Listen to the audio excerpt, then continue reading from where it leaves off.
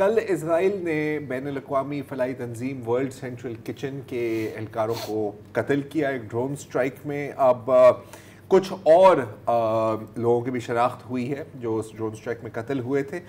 3 you کے کے شہری تھے, جان چیپمن, جیمز ہینڈرسن اور جیمز کربی.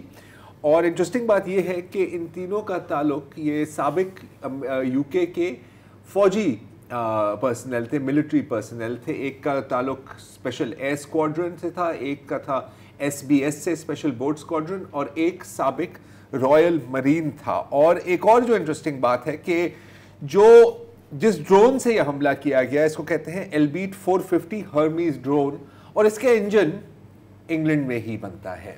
ظاہر ہے انگلینڈ نے کہا ہے کہ جی تحقیقات ہونی چاہیے, کینیڈا نے بھی کہا ہے کہ تحقیقات ہونی چاہیے, ان کے بھی شہری قتل ہوئے ہیں. پولینڈ کے جو وزیر اعظم ہیں ڈونلڈ ٹسک نام ہے ان صاحب کا, اور انہوں نے کہا کہ جی نتنیاہو صاحب جب آپ پر حملہ ہوا تھا, حماس نے جب آپ پہ حملہ کیا تھا تو تمام پولش شہری آپ کے ساتھ کھڑے تھے, لیکن اس وقت ہمارے ملک میں شدید غم و غصہ ہے اور آپ کو جواب دینا پڑے گا. اس کے ساتھ ساتھ آسٹریلین پرائم منسٹر ان کی لونی صاحبہ جو تھی وہ بھی قتل ہوئی تھی.